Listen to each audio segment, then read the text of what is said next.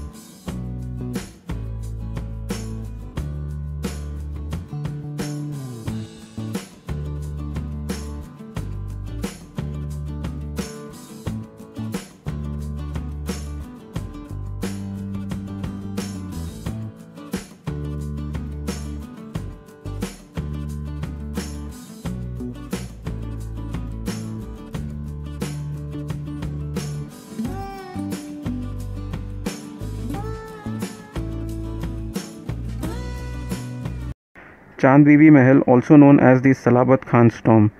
The mausoleum of Salabat Khan II was built by himself during his lifetime to provide a burial place for him and his wife. A great statesman, respected and loved by the people of Ahmednagar, was appointed as minister in 1579 during the reign of Murtaza I. He was also known as great builder, and many beautiful buildings representing Nizam Shahi style of architecture in Ahmednagar and its vicinity are credited to Salabat Khan. The tomb dated to later half of the 16th century and it is locally known as Chand Bibi Ka Mahal. It is located on a small hill and commanding a view of the surrounding countryside. The tomb is the excellent Nizam Shahi architecture, which indicates the departure from the single-chambered square-type tombs. It is built on a lofty octagonal terrace of stone about 91.44 meters in width and 3.66 meter in height. The tomb consists of an octagonal 3.66 meter wide hall surrounded by a 3-storied 6.1 meter broad veranda. The sides of the veranda are faced with alternate open and closed arches, the latter being provided with a number of smaller arched openings placed symmetrically. The whole building rises to a height of about 21.4 meters. This place is very good for photography and location is also very good, with a view that you get from the top is awesome.